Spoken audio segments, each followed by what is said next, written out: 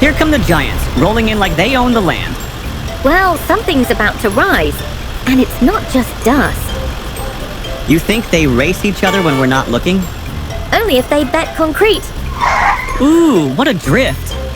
Okay, that one's got claws. Is it digging a secret base? More like setting the stage. Nothing dramatic starts without groundwork. Honestly, I like excavators. They just show up, dig into everyone's business, then leave. So basically, they're the gossip aunties of construction sites. Now the crane is bringing in the iron rig. Look at that precision. Whoa! It's like playing Jenga, but with giant steel spaghetti. And here comes the concrete mixer. Ooh, smoothie time for the ground. Slurp cement flavor. Do not try at home. The foundation's all set. Now comes the tall pole, the tower. Like a giant toothpick for the sky. They are so skilled in their work.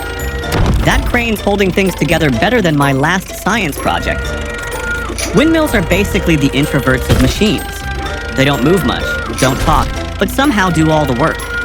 And when they finally spin too fast, it's probably because someone asked them to socialize. Windmills generate clean energy from wind without harming the environment. Like, share, comment, subscribe to QTP Learn and Fun.